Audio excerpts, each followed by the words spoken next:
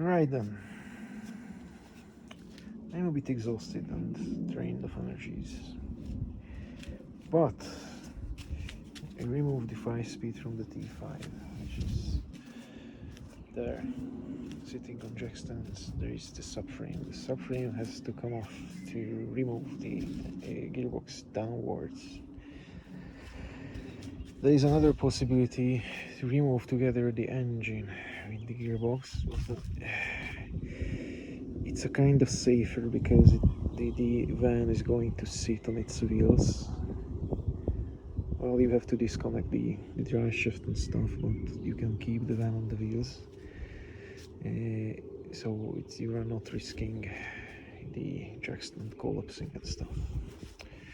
So here are the differences. This is a 5-speed from a 1.9 TDI Skoda or Skoda Fabia, whichever you like.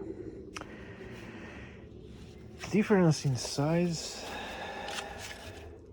is kind of visible. Also the difference in the housing on the back. This is towards the back of the vehicle. This is for the front.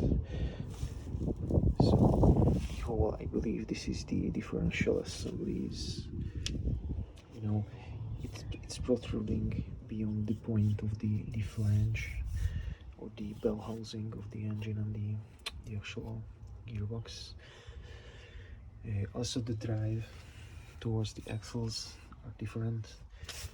On one side for the 5-speed, because why not? That kind of axles are used on the passenger cars. And on the left side, yep, that's the left side of the T5 5-speed. On the 6-speed though, you see it's hugest gearbox.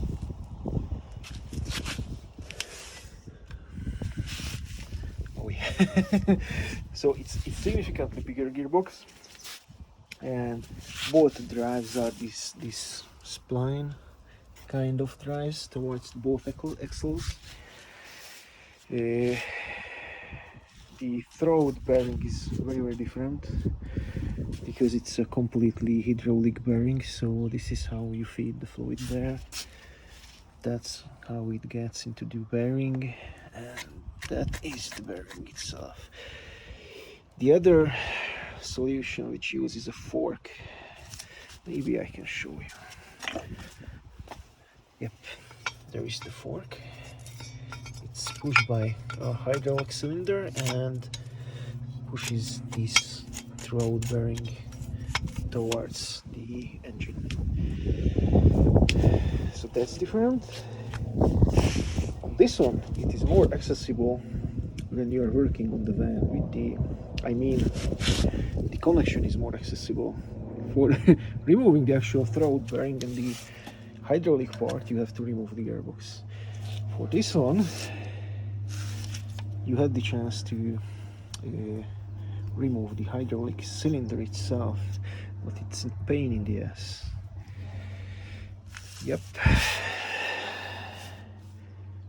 So as you can see, the cover and this side is completely different.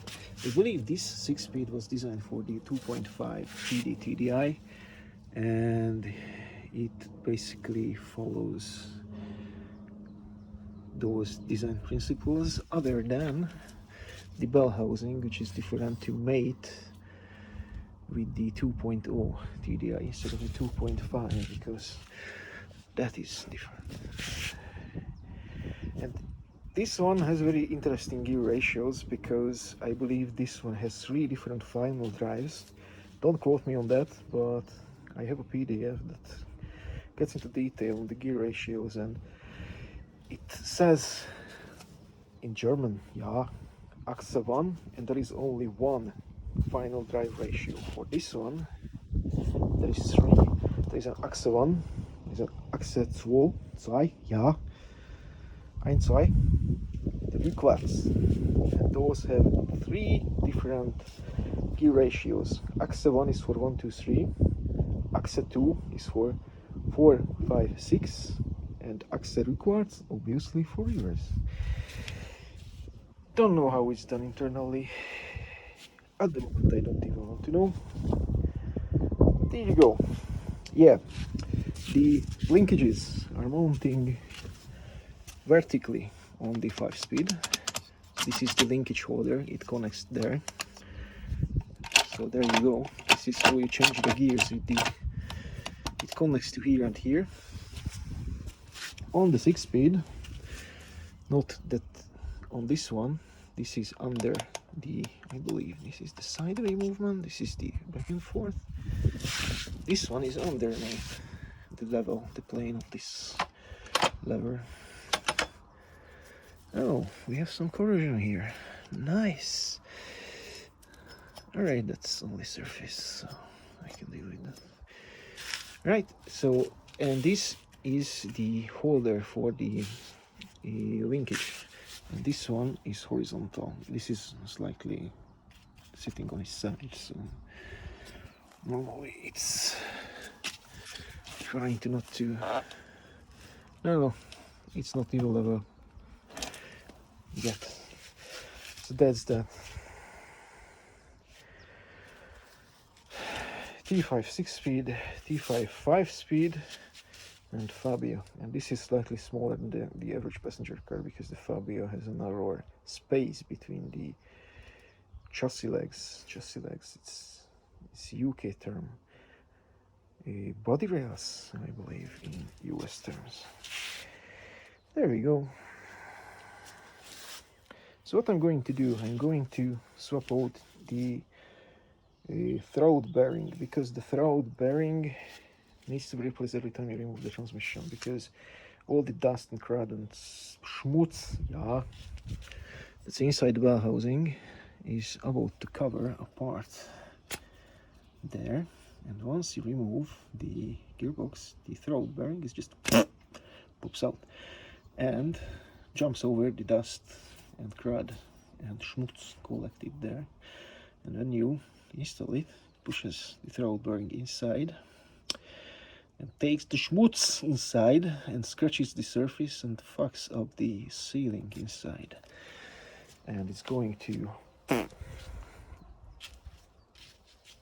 have a premature ejaculation, well, however you call it. So once it's enjoyed himself, you are not going to be able to use the clutch anymore. So just replace it every time you remove a 6-speed from a 2.2 and the 2.5 PD T5.